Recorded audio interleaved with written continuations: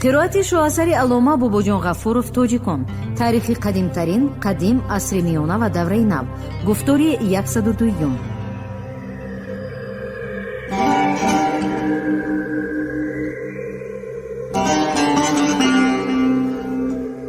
اثری تاجیکان شعله‌ای بود که به صحیفه‌های تاریک و فراموش گشته تاریخ ملت تاجیک روشنی انداخته پدیده‌های خودشناسی و افتخار ملی را تکمیل داد. پرزیدنت جمهوری تاجیکستان امام علی رحمان.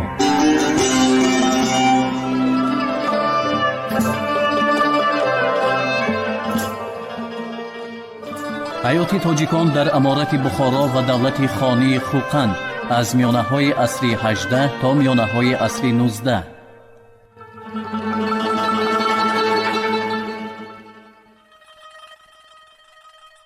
در شهرها تجارت در بازارهای مخصوص صورت می گرفت.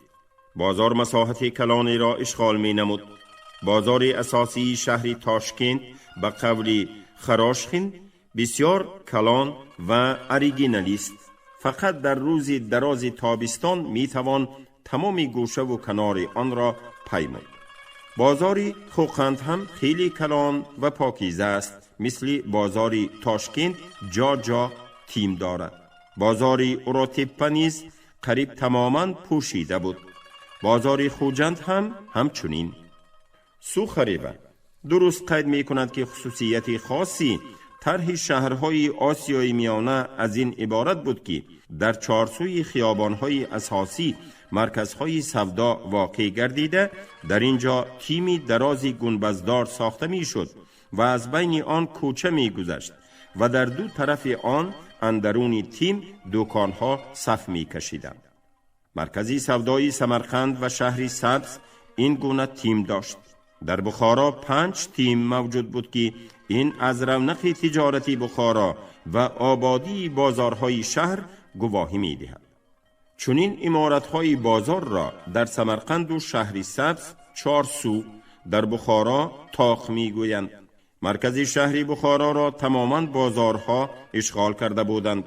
در میدان ریگستان و دیگر میدانها نیز دکانها وجود داشتند. حتی در نزد دروازه‌های شهر هم بازار موجود بود. دکانها نه آنقدر کلان بوده با هم زیاد جا می گرفتند. رسته‌های بازار هر یکی به ماری معینی تخصیص یافته بود. علاوه بر این کاروانسرای‌های بسیاری بودند. در سالهای 40 عصر 19 مقدار آنها به 38 می رسید و پسانتر باز هم زیادتر گردید. در کاروانسرای تاجران مسافر و محلی اقامت می کردند. در آنجا انبار، دکان، استاخانه، سیسخانه و غیره موجود بود. یک قسم کاروانسرای‌ها به خانها تعلق داشت. قسمی دیگر مالی وقف به شمار می رفت و قسمی باقی مانده از آن شخصان جداگانه بود. کاروانسرای‌ها در تشکیل تجارت رولی خیلی مهم بازی می کردند.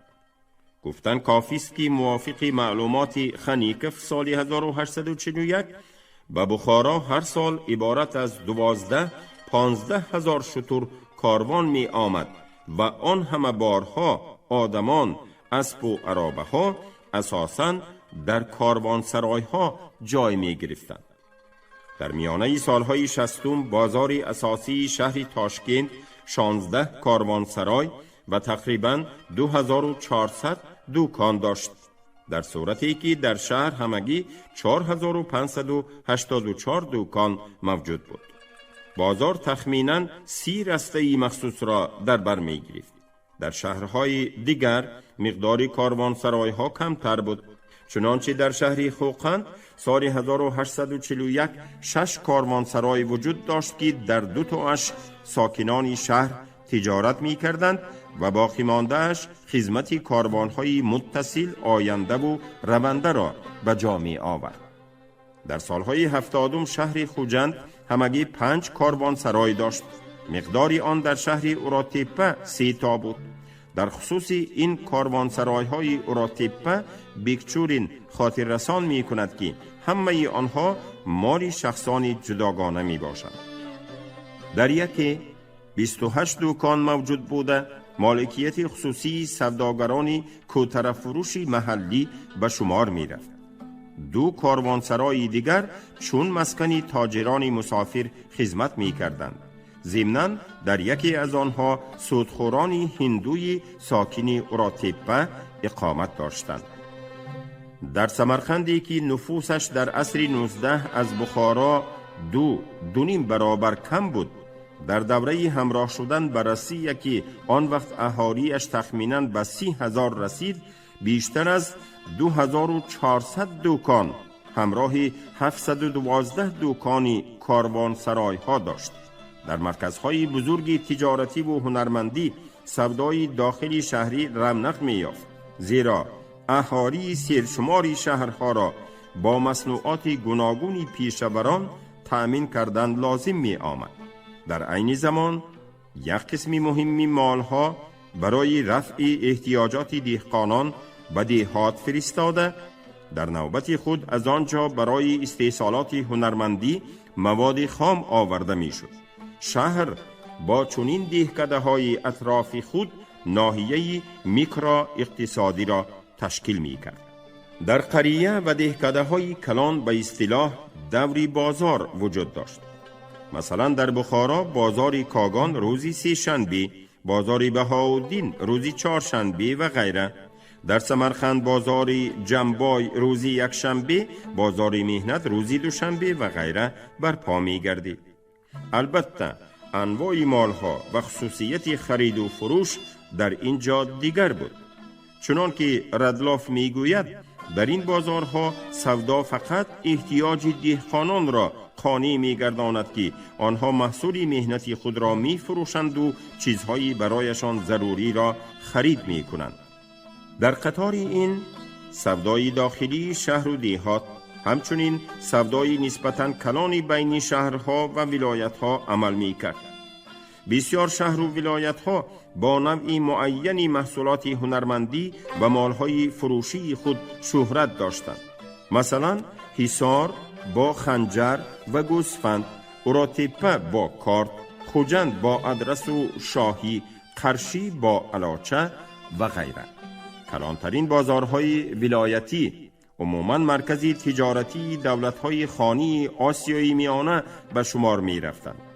علل خصوص سودای بین امارت بخارا، دولت‌های خانی خوقند و خیوه رونق زیادی پیدا کرده. مال بسیاری از کشورهای خارجی، افغانستان، هندوستان، قاشقر و ایران کشانده می شد. در اقتصادیات دولت‌های خانی مقامی مخصوصی را تجارت با روسیه اشغال می نمود.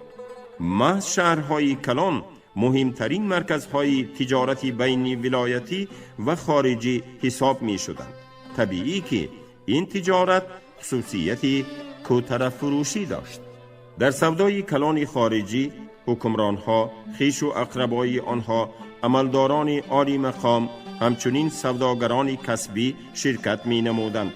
همین سوداگران ثروتمند اتحادیه مخصوص خود را داشتند.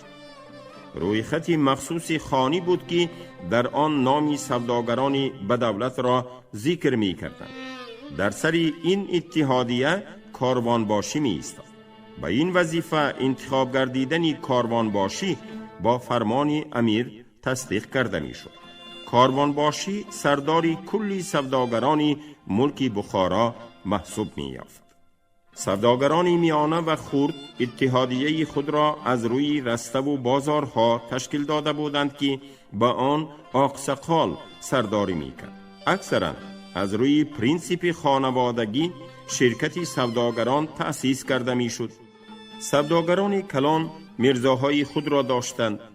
هنگام خرید و فروش دلال و قاصدها و واسطه‌چی و امانت فروشها اشتراک می کردند. سوداگری کلان در شهر نشسته اکثر وقت تنها عملیات تجارت را با مبلغ تأمین می نمود. دیگر همه کارها را هر گونه خادمان تجارتخانه انجام می دادند.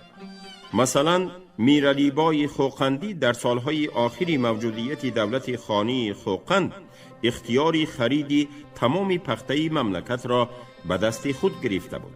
این از آن سبب برایش ممکن گردید که او به پول خان تجارت می کرد.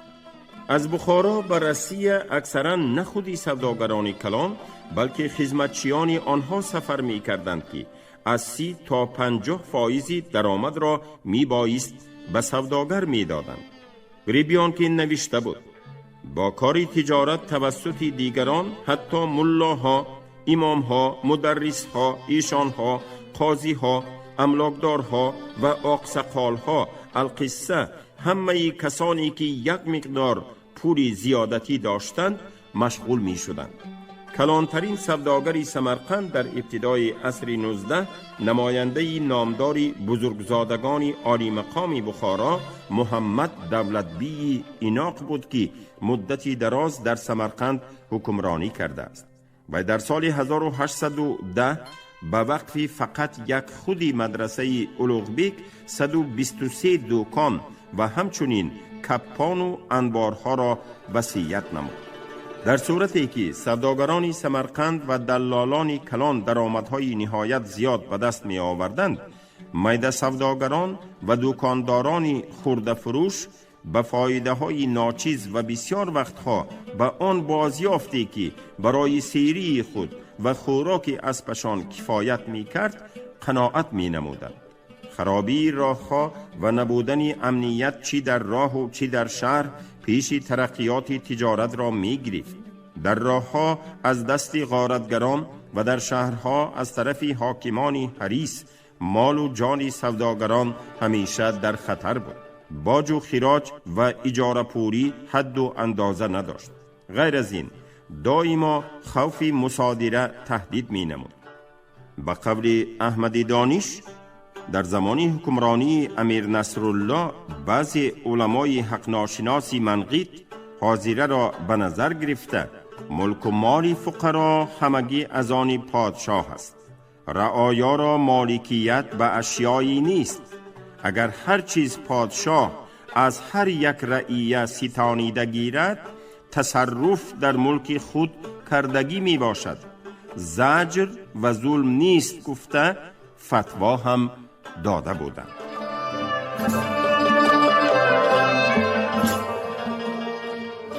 حیات تاجیکان در امارت بخارا و دولت خانی خوقند از میانه‌های عصر 18 تا میانه‌های عصر 19.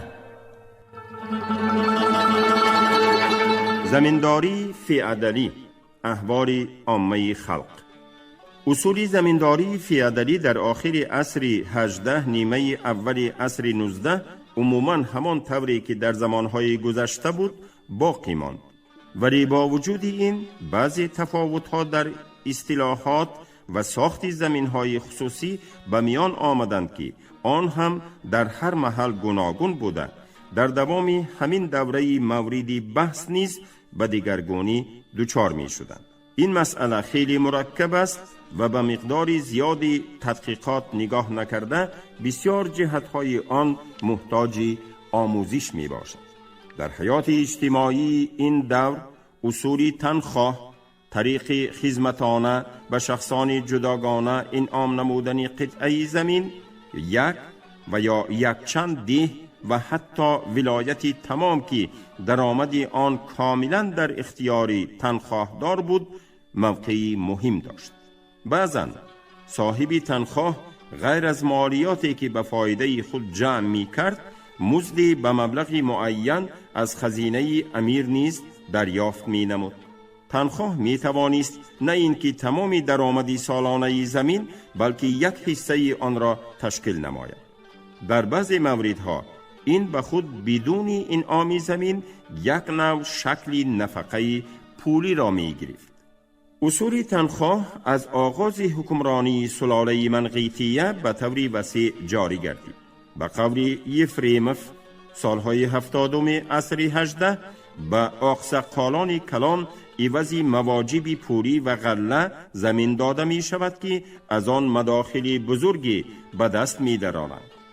امیر نصرالله همچون پدری خود در جاهایی که اسیان قبیله های جداگانه و شورش خلقها روی می داد اکثر امرای ایلدار و نامور را به زمین نشانید.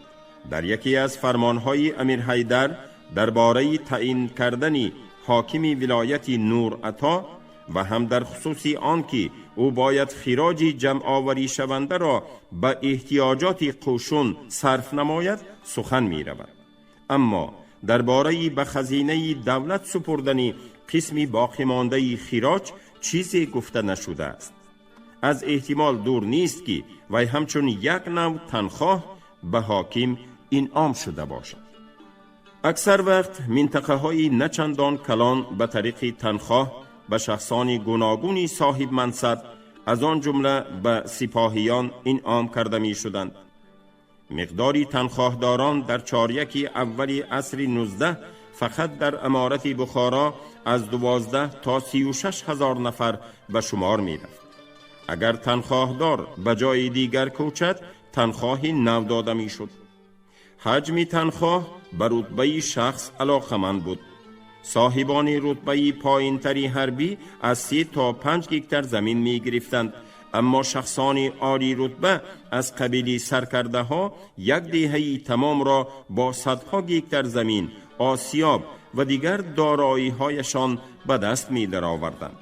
اگر پسر منصب پدر را اشغال نماید به تنخواه او نیز صاحب می شد. گاها پس از مرگ تنخواهدار زمینی انعامی او به وارثانی بی پرستار مانده اش نیز تقدیم می گردید. از بعضی سندها برمی آید که آن وقتها تمایلی میراثی گردانیدن اصولی تنخواه وجود داشته است. در ملک‌های کوهستانی بخارای شرقی تنخواه دارای خصوصیت‌هایی به خود خاصی بود. در اینجا نه زمین بلکه خواجگی‌های دهقانی به تنخواه داده می‌شد. شخصانی پایین رتبه چند خواجگی را ولی بی دادخواه و سایر عملداران بلند رتبه هر یکی چند دهه را با صدها خواجگی‌های دهقانی به صفت تنخواه انعام می‌گرفتند. آنها هر سال به حصه معلومی حاصلات دهقانی صاحب گردیده در عین زمان اهالی دهه‌های زیردست خود را به کارهای خواجگی شخصی خود نیز جلب می نمودند و به هر راهی که می توانستند استثمار می کردند. از این سبب به تنخواهی گذشتن خواجگیشان به دهقانان نهایت درجه روزهای سختی را پیش می آورد. تعصب دینی که از زمان حکمرانی شاه مراد سر کرده خیلی قوت گرفته بود به وسعت یافتن زمین‌های وقف راه شد. در زمین‌های وقف کار کردن نیز برای دهقانان پرمشقت بود، زیرا آنها در زمین‌های وقف تمام سال از صبح تا شام کار کرده تنها از 4 و یا از 5 یک حصه حاصلات را می گرفتند و بیشتر به متولیها وابسته شده آزادی خود را از دست می دادند. به طوری وسیع جاری گردیدن اصول تنخواه و به فایده تنخواهدار جمع آوری شدن مالیات همچنین وسعت یافتن زمین‌های وقف به درآمد خزینه دولت خانی تأثیر نکردن نمی توانست. این بود که امیر نصرالله اصول یرغو مصادره را براه انداخت. در بخارا حجم و مقدار اندازها تا رفت می افزود. در عهد امیر مظفر 1860-1885 کار به درجه‌ای رسید که نه فقط از زمین زراعت بلکه از زمین ناکارم نیز خراج می ستانیدند و در این مورد چنین بهانه را پیش می آوردند که گویا که این زمین به سبب کم حوصلگی دهقان ناکشته مانده است. از باغ و تاکزار، کشتی یونچقه، پاریز و آبچکاری انداز با نام تنابانه ستانده می شد. در ابتدای عصر 19 امیران بخارا به هر تناب زمین مبلغ مقرر نموده خواستند این نوع انداز را به خراج رسمی زمین تبدیل دهند. در نامه امیر حیدر سال 1807-1808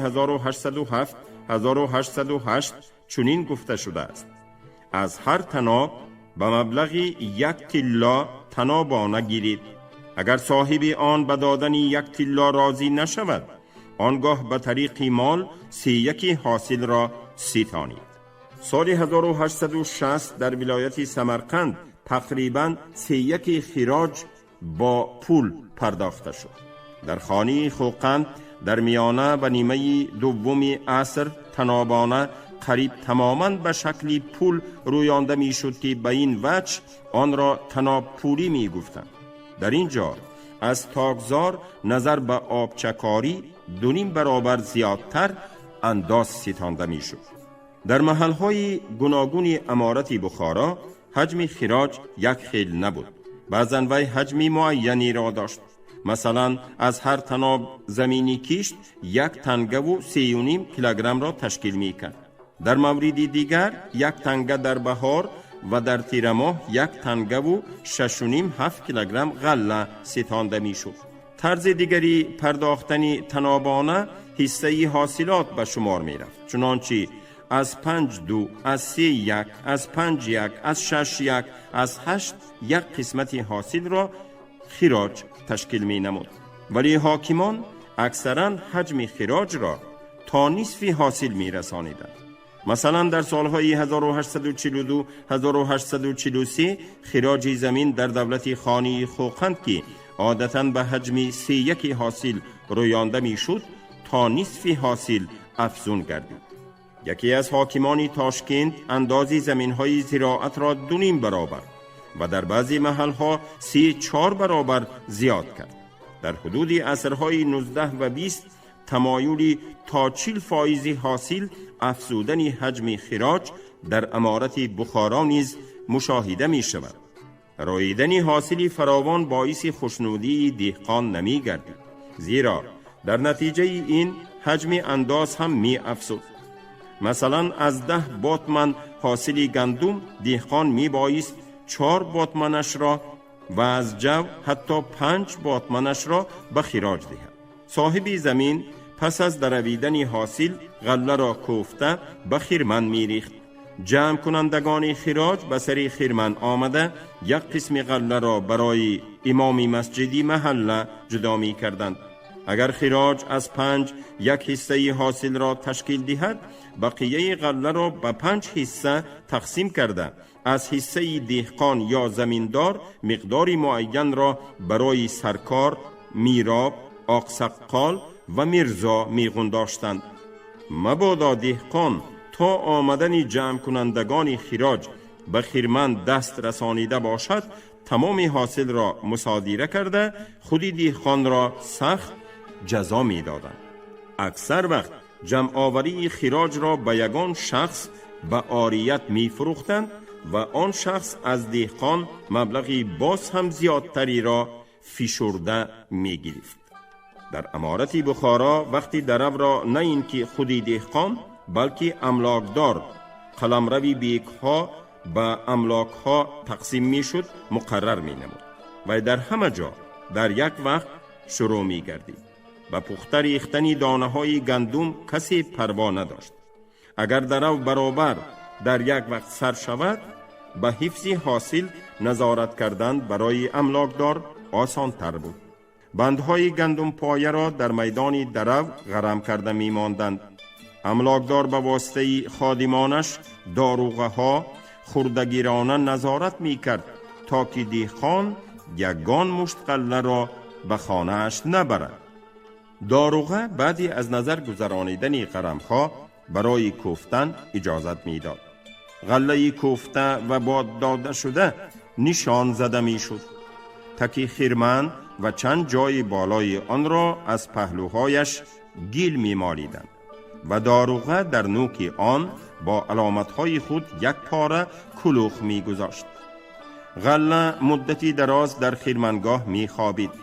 دهقانها گرسنگی می کشیدند، اما در همین وقت املاکدار و مخربانش حاصل زمین خود را با نرخهای خیلی گران به فروش می رسانیدند.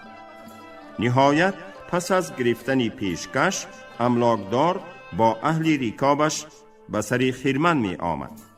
مقدار غله را با تخمین خود آشکارا از بودش زیاد معین می کرد و خراج را هم به قیاس تخمین املاکدار مقرر می نمودند. گاها چنین حادثه هم روی میداد که دهقان و یا آقسقال به تخمیناً از بودش زیاد معین کردن حاصل مقابلت می کردند. آنگاه اعتراض کنندگان را می زدند و حتی به زندان می پرتافتند. املاکدار حاصل زمینی کسانی صاحب نفوذ و ثروتمند را به عوض رشوه از بودش خیلی کم نشان میداد. البته هم در امارت بخارا و هم در دولت‌های خانی خوقند و خیوه هر رتبه عملداران نیز دهقانان را غارت کرده نصیبه خود را می رویانیدند. مقام املاکداری بخارا یا سرکاری خوقند به غایت سیر درآمد بود. مداخل هر ساله سرکاران خوقند در نیمه دوم عصر 19 15 هزار سوم را تشکیل می نمود. وقتی که اندازها به شکل پول ستانده می شدند، امیر نرخ محصولات زراعت را مقرر می نمود. اصولاً وی می بایست به نرخ بازار برابر می آمد، ولی عملاً آن را خیلی بلند می برداشتند. در نتیجه این گونه اندازغنداری دهقانانی که در اصل در وقت اندازی تاراج دیده بودند، در وقت پرداختن پول انداز تماما خانه ویران شدند و مجبور گردیدند که بعضی هاشان زمین هاشان را با نرخ ارزان به بایها فروخته، بعضی هاشان حیوانات کاری و اسباب خانه اشان را فروخته پول انداز را دهند. حتی بعضی دهقانان مجبور شدند که پسر و دخترهاشان را به بایها فروخته قرض حکومت را ادا نمایند، یا اینکه دخترهاشان را با نام دخترخانه و پسرهاشان را با نام غلام بچه به حکومت به جای انداز بها کرده دهند.